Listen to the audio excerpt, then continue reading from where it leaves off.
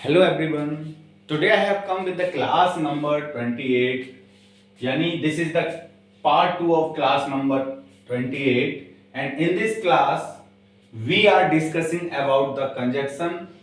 In the part 1 of class number 28 we told you about the conjunctions also, and the remaining conjunction of this chapter we will discuss today. Okay, so let's start the class. Part number 20, part number 2 of class 28. So these are the conjunctions that we use in our daily spokens. Okay, there are many type of conjunction that we use in our English language, but in this class I only told you some kind of conjunction which we use in our daily life. So let's start the class. Yes, तो सबसे पहला हमारा conjunction और या else. और and else का use हम कहां करते हैं? तो notice this sentence, I have to leave now और आई मिस माई ट्रेन. कि मुझे अभी निकलना पड़ेगा, मुझे अभी निकलना पड़ेगा. आई मिस माई ट्रेन, क्या होगा? नहीं तो मेरी ट्रेन मिस हो जाएगी. है, मुझे अभी निकलना पड़ेगा नहीं तो मेरी ट्रेन मिस हो जाएगी, है ना. और आई मिस, या मैं अपनी ट्रेन मिस कर दूंगा. और का मीनिंग वैसे क्या होता है? या, है ना. लीव दिस प्लेस, इस जगह को छोड़ो, और do some kind of work, या कुछ काम करो.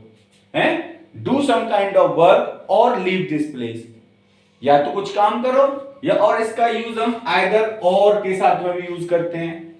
एल्स, एल्स का use in the same way use होता है एल्स का, और कहीं और भी यूज करते हैं. जैसे हम कई बार बोलते हैं कोई और भी, एनी काइंड, है, जैसे बोलते हैं क्लास में एनीबडी एल्स, कोई और भी है जो यह चाहता है ना.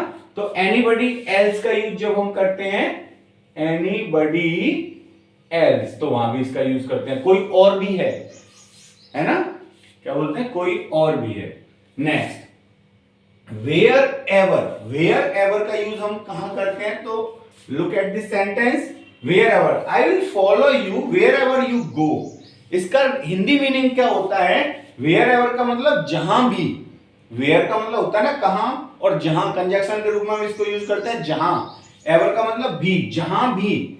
आई will follow you where ever you go, मैं तुम्हें फॉलो करूंगा, तुम जहां जाओगे वहां मैं तुम्हें फॉलो करूंगा, है ना.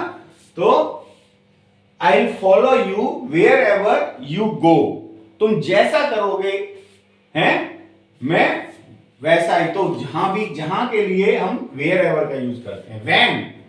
वेन का यूज कंजक्शन के रूप में होता है जब. क्या होता है? जब. जैसे कि वेन ही शो मी, जैसे ही, जब उसने मुझे देखा. वेन ही शो मी, जब उसने मुझे देखा. ही वेव, उसने हाथ हिलाया. है, When I came out of the house, it began to rain. जब मैं घर से बाहर निकला बारिश शुरू हो गई. तो जब के लिए हम क्या यूज करते हैं? when. till और until, इसका मतलब होता है तब तक, जब तक. तब तक, जब तक. देखेंगे, he was the head teacher until he retired in 1968. कि वो कौन थे? यानी कि वो हेड टीचर थे 1968 में, रिटायर होने तक वो कौन थे? हेड टीचर थे. तो वहां पे हमने क्या यूज किया? until. जब तक वो 1968 में रिटायर नहीं हो गए. until का यूज केवल नेगेटिव सेंटेंस में भी करते हैं, है ना. सेंटेंस जब तक ऐसा नहीं होता. और पॉजिटिव में जनरली टिल का यूज सही रहता है. जैसे कि wait here till I return. Wait here till I return. तो यहां पे टिल का यूज ज्यादा बेटर रहता है. Wait here till I return, मेरे आने तक, तब तक मैं नहीं आता, है ना. तो वहां पे टिल. हाउएवर का मीनिंग क्या होता है? I will help you. I will help you, मैं तुम्हारी मदद करूंगा.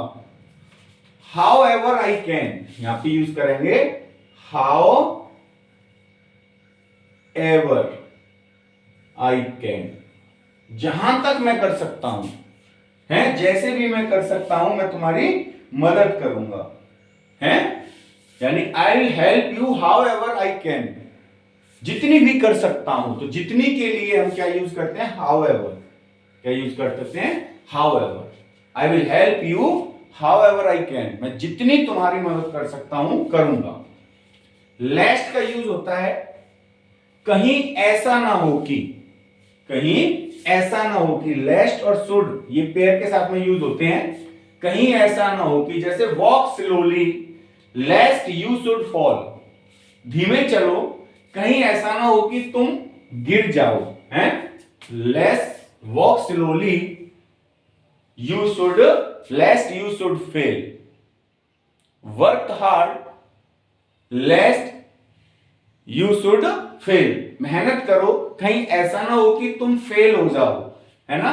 तो वहां पे हम लेस्ट और शुड का यूज करते हैं। इफ का मीनिंग यदि के लिए, किसके लिए, यदि के लिए, और विश करने के लिए भी इसका यूज किया जाता है। इफ यू वर्क हार्ड, यदि तुम मेहनत करते हो, if you work hard you will get success, तो तुमको सफलता जरूर मिलेगी। तो इफ का यूज हम कब करते हैं, यदि के लिए, किसके लिए, यदि के लिए। व्हेनेवर, तो यहां पे वेयर एवर का मतलब था जहां भी, व्हेनेवर का मतलब है जब भी, और हाउ एवर का मतलब था जितना भी, है ना। I will help you how ever I can, मैं तुम्हारी मदद करूंगा जितनी भी मैं कर सकता हूं। यहां पे व्हेनेवर का मतलब क्या है, जब भी। Whenever he leaves the house he always takes an umbrella, जब भी वह घर से निकलता है वह क्या करता है, हमेशा अम्ब्रेला लेता है, अम्ब्रेला के साथ लेता है, हैं, जब भी। तो व्हेनेवर का यूज हम कब करेंगे, जब भी। Whenever I came out of my house, जब भी मैं घर से बाहर निकलता हूं, हैं, some dogs of my street follow me, तो कुछ कुत्ते मेरे गली के मुझे फॉलो करते हैं, है ना, जब भी। ऑल्दो, ऑल्दो का मीनिंग होता है यद्यपि, यद्यपि, ये इस तरीके से यूज होता है, ऑल्दो ही इज पुअर, कि यद्यपि वह गरीब है, और ही इज ऑनेस्ट। और दूसरी साइड में, दूसरी सेंटेंस में हमेशा उसकी अपोजिट क्वालिटी लिखी जाती है ना। ऑल्दो ही इज पुअर, यद्यपि वह गरीब है, फिर भी कैसा है, ईमानदार है, कैसा है, ईमानदार है, यद्यपि वो। तो आगे नेवरथलेस, नेवरथलेस का मतलब होता है तो भी, क्या, तो भी, इसका यूज हम करते हैं तो भी। The maths test was very difficult, math का जो टेस्ट था बहुत डिफिकल्ट था, तो भी सी गॉट गुड मार्क्स, तब भी क्या हुआ, वो अच्छे मार्क्स लेके आई। तो ये इस तरीके से यूज किया जाता है नेवरथलेस, है ना, तो भी ऐसा हुआ कि उसके सामने इतनी परेशानी आई है, सी फेल, यानी कि सी फेल, या फिर हम सी faced a lot of difficulties, nevertheless he got success in his business, हैं, यानी बहुत सारी परेशानी उसके सामने आई, फिर भी क्या हुआ, वो अपने बिजनेस में सफल हो गया। ओके, तो this is all about the this kind of conjunctions. So use this conjunction and make your own sentence and practice a lot. Okay, thank you and wish you all the best.